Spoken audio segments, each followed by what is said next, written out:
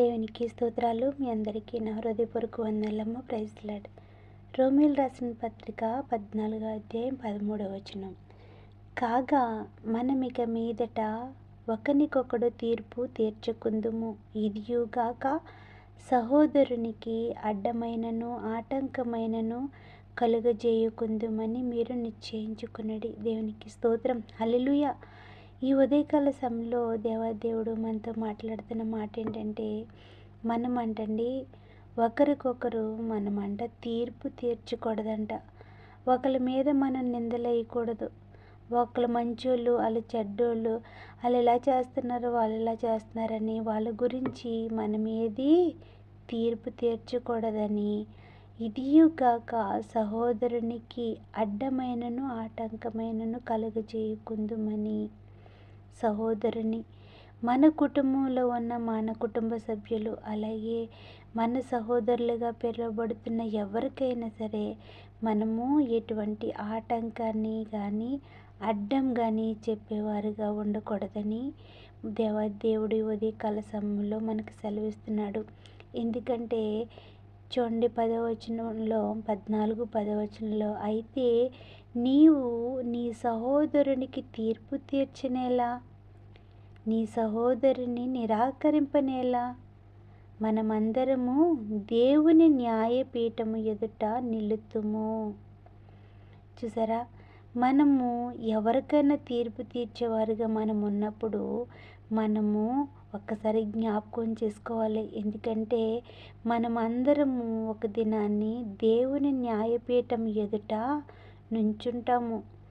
అప్పుడు మనకి తెలీదు వాళ్ళు మంచి చేశారా చెడు చేశారా అని తెలీదు. మనము ఏదో మనకి తెలిసిన విధంగా వాళ్ళ తీర్పులు తీరుస్తూ ఉంటాము, న్యాయం చెప్తున్నామని అనుకుంటాం. కానీ అది ఎటు రీతిగానూ అది మంచి ప్రవర్తన కాదని వాటిని మనము విడిచిపెట్టాలని దేవుడు ఈ ఉదయకాల సమయంలో మనకి సెలవిస్తున్నాడండి.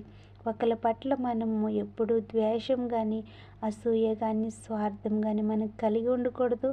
అలాగే వారికి మనము తీర్పు తీర్చేవారుగా మనం ఉండకూడదు. ఎందుకంటే తీర్పు తీర్చే దేవుడు దేవాది దేవుడై ఉన్నాడండి.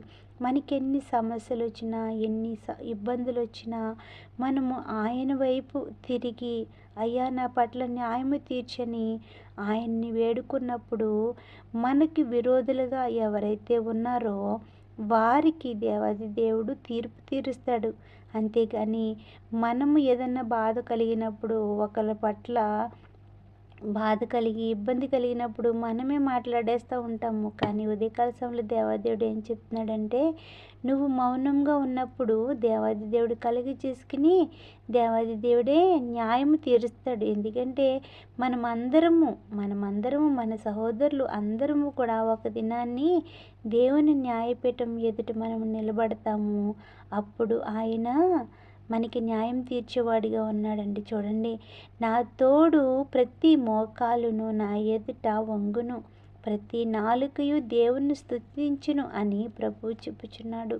అవును కదండి, దేవాది దేవుణ్ణి ప్రతి మోకాలు వంగి ఆయనని స్తుతిస్తుందని, ఆయనని ప్రతి నాలుక కూడా ఆయన్ని స్తుతిస్తుందని, ఆయన నామాన్ని ఘనపరిచేవారిగా ప్రతి బిడ్డ వాడబడతారని దేవుడు ఉదయకాల సమయంలో చెప్తున్నాడండి. అన్యులుగా ఉన్న బిడ్డలు, దేవుణ్ణి ఎరగని బిడ్డలు, అలాగే మనము అనేక సార్లు ఆయనకి ఆయాసకరమైన కార్యాలు చేస్తూ త్రొట్టిల్లిపోయిన మనము కూడా మరలా ఆయన సన్నిధిలో చేరి మన మోకాళ్ళ అని మన నాలుకతో ఆయనని స్తుతిస్తామని. అందుకే మీరు ఎవ్వరికి ఎటువంటి న్యాయము తీర్చొద్దు. ఎందుకంటే న్యాయము తీర్చే దేవుడు ఆయన ఉన్నారు, ఆయనపై ఆధారపడండి అని ఈ ఉదయకాల సమయంలో దేవుడు నాతోనూ మీతోనూ కూడా ఈ మాటలు సెలవిస్తున్నాడు.